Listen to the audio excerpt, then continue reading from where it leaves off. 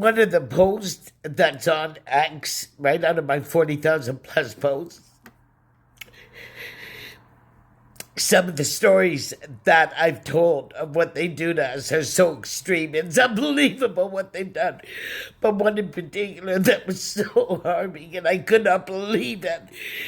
My son, my oldest son, he said, Mom, I can't take what they're doing to me in here. I'm going to go sit in the foyer of the building. And I said, okay. And I had camera on my TV at the time that you could watch, the entries of the building. So where the foyer was, where he was watching, I was on, I forget what floor it was. Anyway, I could see him watch him. My son was asleep. A lady came and sat down beside him. She pulled out her phone.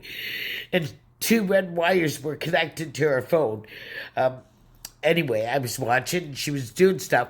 My son sat up like as if he was a puppet. And she made him do things that were like as if you were controlling a puppet with strings. It was unbelievable. Unbelievable.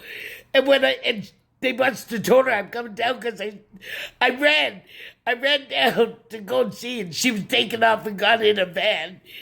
Right? And this is how fucking extreme their technology is. Everything I tell from when I went to go get my blood work done. And then the lady took out I even showed what vial it was, everything, because I investigated the blood work vials on the systems. She put it in the experimental vial, they're called. A sample, put it in their pocket, right?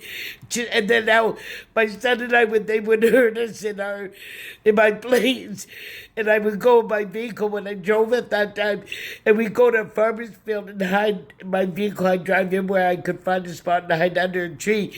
From helicopters would come after a half an hour be there. Helicopters, vehicles, everything coming, right?